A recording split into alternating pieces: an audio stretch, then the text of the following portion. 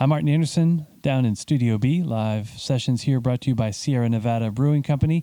And I'm joined by another African artist, though from East Africa. He has, I think, shared the stage in the past with Angelique Kidjo, if I'm not mistaken. It's Chinobay. Welcome to WNCW and to Spindale.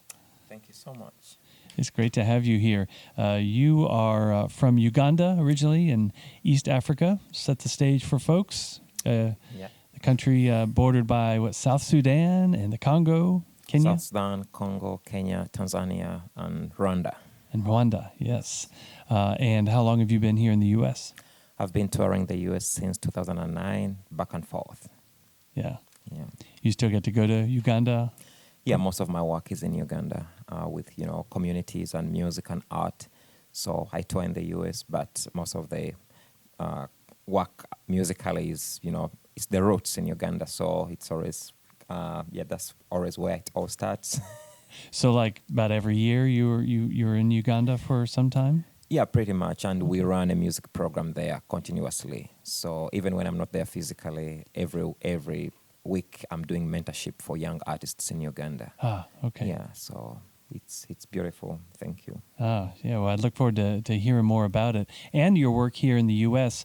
But first, you've got some beautiful instruments. Let's hear a song.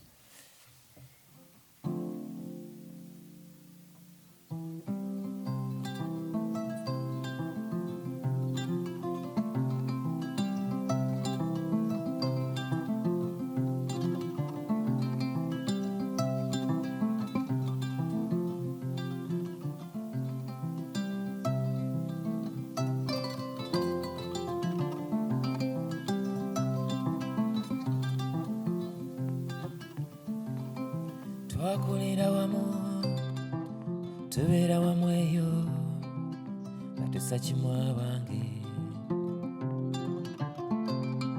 bwe wagenda tewadda kunoonyesa sikulabaka bange abewammwe banambuuza mikwano gyo bali kunoonya komawo komaweka komawo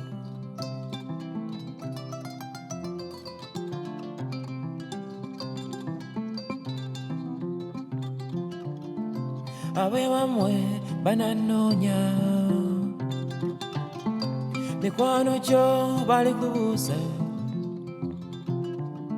komawo komaweka ngambye komawo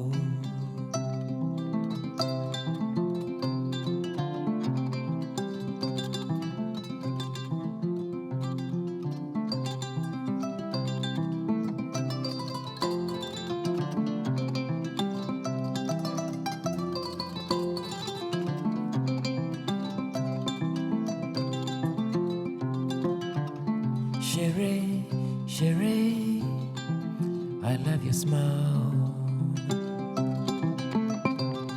Show me your smile. I love your smile. Show me your smile.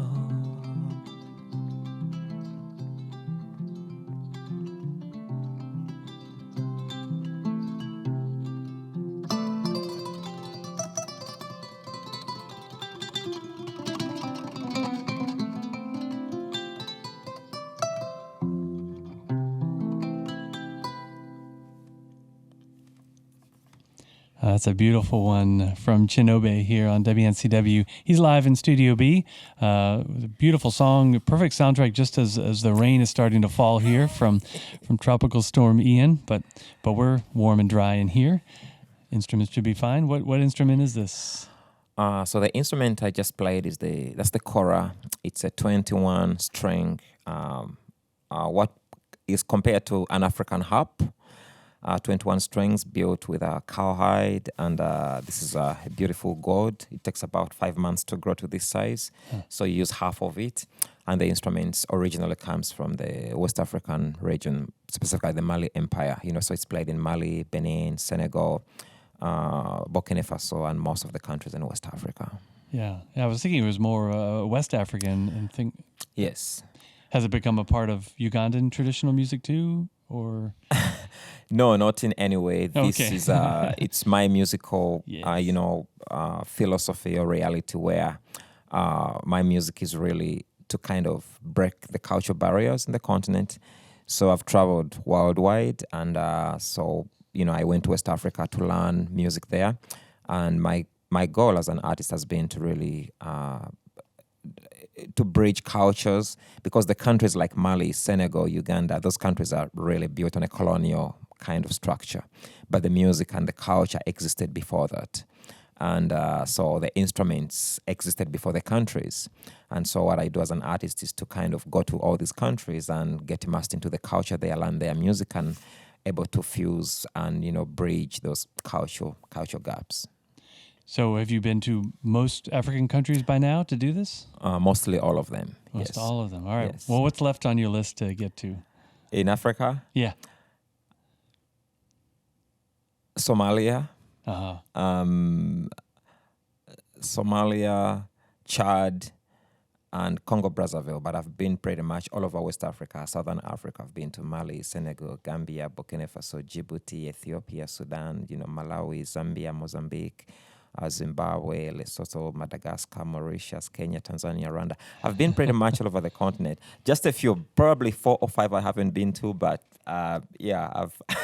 Yeah, I imagine a lot of people here in the U.S., people that have not been to Africa, myself included, we might think that well, it's all African music, it's all connected for sure. But also, I could see someone who's traveled to so many countries as yourself find so many differences, and that you might find very little to connect with, other than just we're all humans, and we're all on the same continent in the case of Africa, but. That's absolutely true. I think when knowledge is brought from all over the world, even in Asia, South America, Africa, into the Western culture, it's generalized in a way. And when people think of Africa, they are thinking of some people think of it as just a place. But think of it this way: in Uganda, which is one of the smallest countries, we have 55 different languages. Wow. And 55 different tribes, not dialects, but tribes. So each of these has their own language and music and culture. In Cameroon, they have about 120. So Africa has millions of languages. So the culture is diverse. And we speak English and French now because, we learned that at school. But musically, yes, you're right. When music, if people talk about African music, it's kind of very general. But when you actually go in the continent, you realize that every 50 miles is a whole new place culturally, with food, fashion, music, art. Right. In every way. Yeah. Now, so you were raised speaking English and French, and what else? No, I was raised speaking Luganda, which is my mother tongue. Then I learned English at school. In Uganda, nobody almost I know speaks French. Okay. So I picked up other languages from traveling as an artist. So when I went to West Africa, I didn't speak any word of French. Music was the language I was speaking. And playing with musicians, I picked up French from the streets. And now I speak French. Yeah. All right. And then now you're here in the U.S. and, we say you're from Uganda, but we can also say you're one of the most local musicians we've had in Studio B in a long time, because you live in Rutherfordton. Well, you're staying there now. You living there? What's the scene? So I just moved to Rutherfordton about April last year, right at the end, towards the end of the pandemic. And so my home is here now in the U.S., even though my work is still very global. And, I have the passion to hopefully contribute to the culture, growing vibrant culture in this, part of the country that isn't as diverse as New York or LA. So what I was looking for was really a community where I would come in and bring something new, something exciting. And I'm hoping that, with my music and experience, I can be, of a contribution to the community. Yeah, I bet you are. I want to get to know, your thoughts on spreading the culture here in North Carolina in the U.S. In a couple minutes. But first, we can hear another tune maybe from our artist live this hour. It's Chinobay. He is performing at Leaf in Black Mountain. It's the 50th Leaf Festival happening October 20th through the 23rd there at Lake Eden. and it's a theme of Africa, legends of Africa. So Chinobay here from Uganda will be there, as well as a reggae artist from Ghana, West Africa, Rake Dewuni, Angelique Kidjo, whom we just heard. Your neighbors in Rwanda, the Leaf Rwanda Culture Keepers, will be there. And as I said, Chinobay here. And now you've picked up another instrument. What are we going to hear? We're going to hear we call this the akogo in Uganda. So it's people call it the thumb piano, but actually the instrument has different names in every country. And in Uganda, it's played by the nomadic tribes living in the eastern part of the country.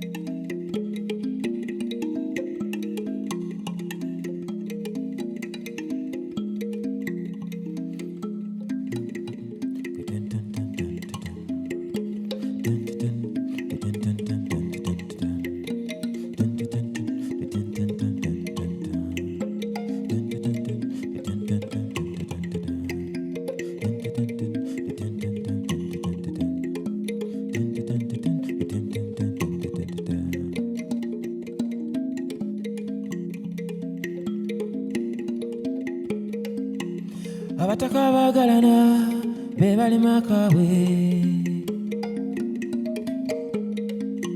kunnawanca obudde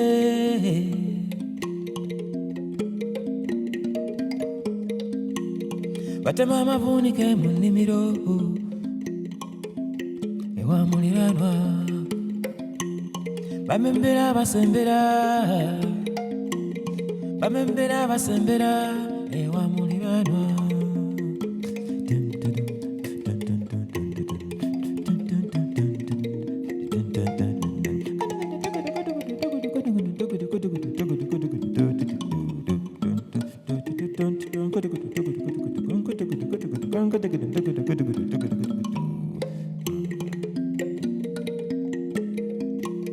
bamembera basembera ewa muliraanwa mu nnimiro abataka baagalana be balima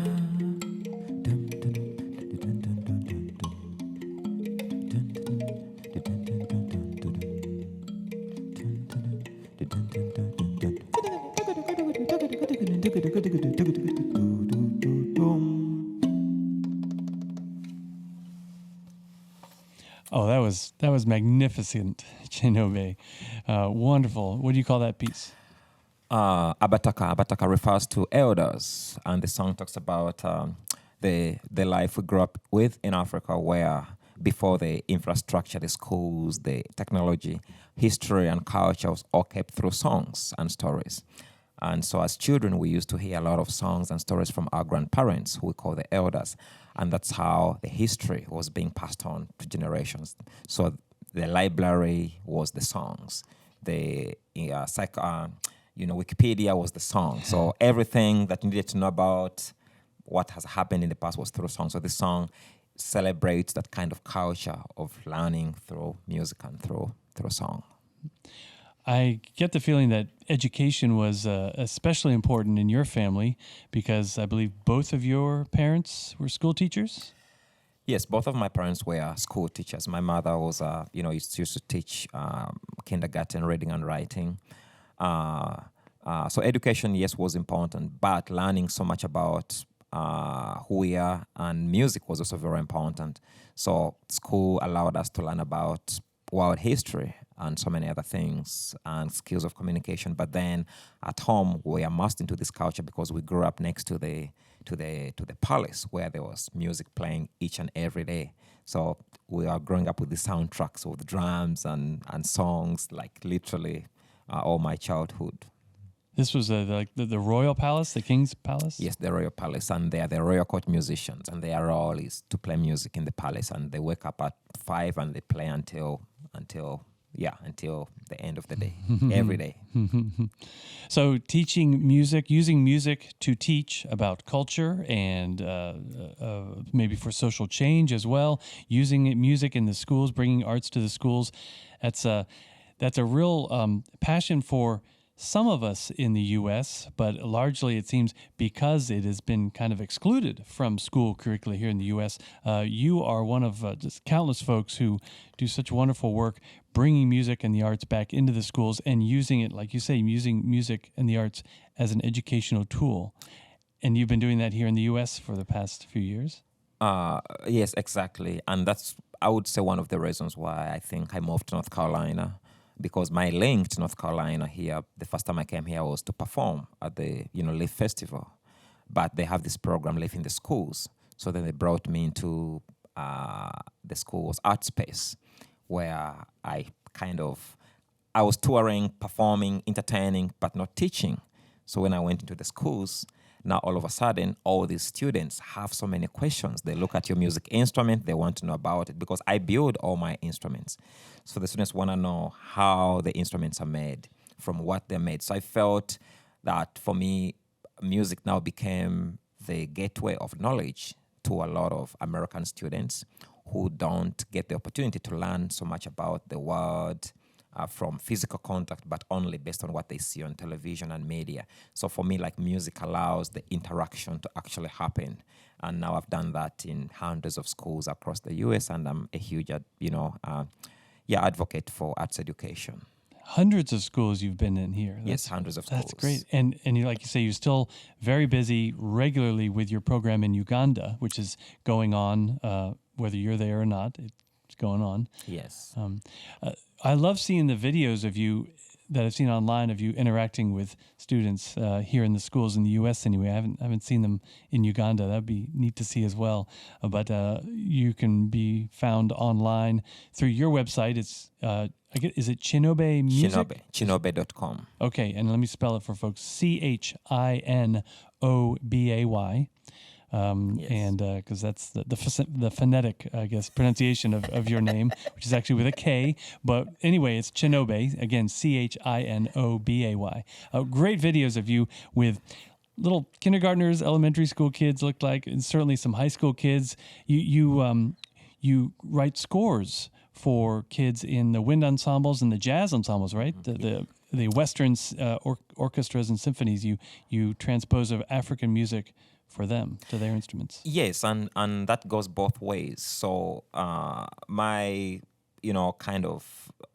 reality is people should be able to play instruments they're most comfortable with and play any kind of music. So I teach music, I teach kalimbas, kora, drumming, culture, but then when you have the students playing jazz, playing blues, rock and roll and everything, and they have their guitars, how can they learn songs from Africa with their instruments? So that now allows me to create the scores and allow them to play rhythms that they would never learn with their music, but they're able to play instruments they're comfortable with. Yeah. Yeah. That's great. So you said you've been doing that with the LEAF program, LEAF Global Arts. Yes, they have their festival, but they also do the LEAF Schools and Streets program. And you've been doing, you said at Art Space, you did? Yeah, LEAF, I think the festival is what most people know here, but, we have the LEAF Global. Yes. So LEAF runs programs, in Haiti, runs programs in Rwanda, Ivory Coast, and Tanzania. And most of those programs they run are actually with young people. So the culture keepers are actually, that's where it all starts. And I think what happens here in the U.S. is now LEAF brings what I would say parts of their global program into schools in the U.S. To bring artists into different schools. Like a lot of schools in Buncombe County area receive teaching artists brought, by LEAF, and most of these artists are sharing their culture, like I shared my culture.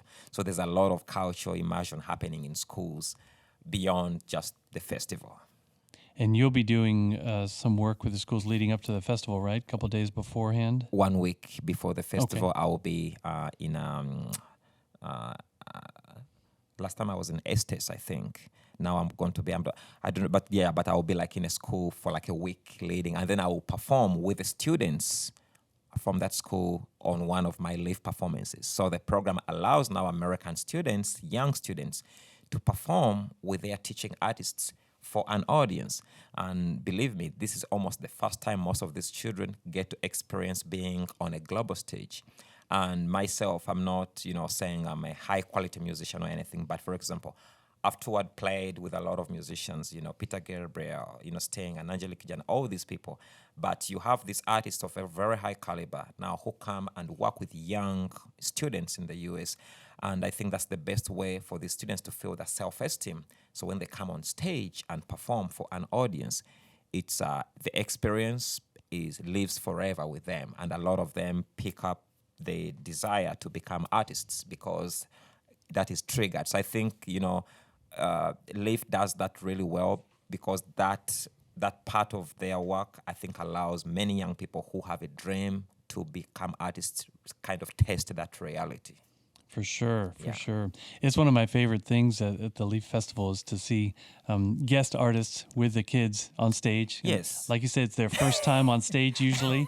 There's this palpable excitement among them. And they have been together 3 or 4 days. Yeah, that's it. Exactly, that's it. And they have to do a performance. Like that model, I think that's for me and Leaf has been very unique. That's what has made me fall in love with these programs. Yeah. Well, you know what else is really neat besides seeing you all on stage is looking out and seeing the parents. They're there just they're just grinning from ear to ear. That's my kid on stage.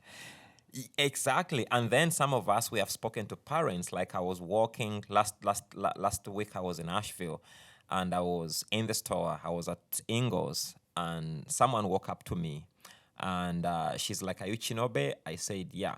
And then she said, "My daughter studied with you at one of these programs and she sings your song even 1 year later today." I was like, "Really?" So that was good for me to hear, like a parent tells you how the experience their child had with you continues with them for a long time. And it doesn't happen very often. So I think we just have to embrace and celebrate that. And I think North Carolina, specifically this part of the U.S., they're very blessed to have programs that actually allow that. And it gives global knowledge to students who wouldn't ever be in the same space with someone from Rwanda, from Tanzania, from Uganda, from Mali, from Senegal, from Ivory Coast. They learn so much beyond just the music. I can tell you're a great teacher, Chinobay. I'm glad you do what you do, and I'm glad you brought your instruments, and you're such a wonderful musician. Wonderful voice, too, I must say. Let's hear one more, if we can, before we get ready for an afternoon here at WNCW. It's Chinobay, and he's getting the Cora back set up. Hello to everyone, by the way, watching on our Facebook page. We've one more song, and if you're not watching already, you have just a quick minute to get over to WNCW's Facebook page and you can watch him. And again, the website is his website is CHINOBAY.com.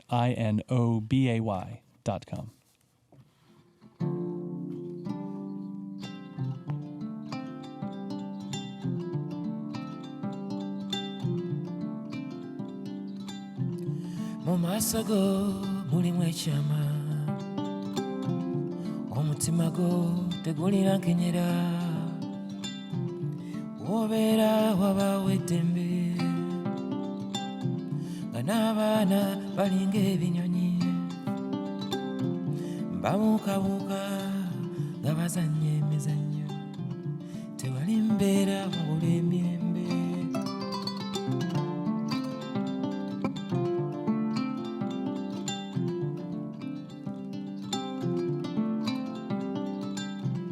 Bw'oyogera obanga ennyonza,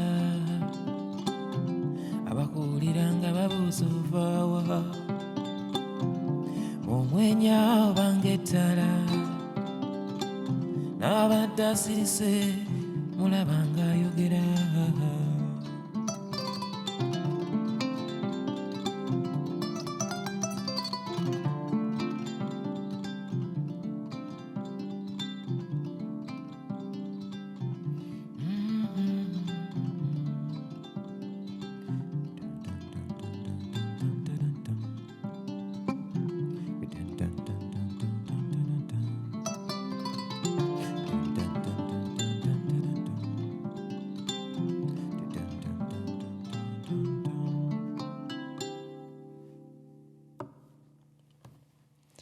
One more there from Chinobay, our guest here in Studio B from just across the road in Rutherfordton.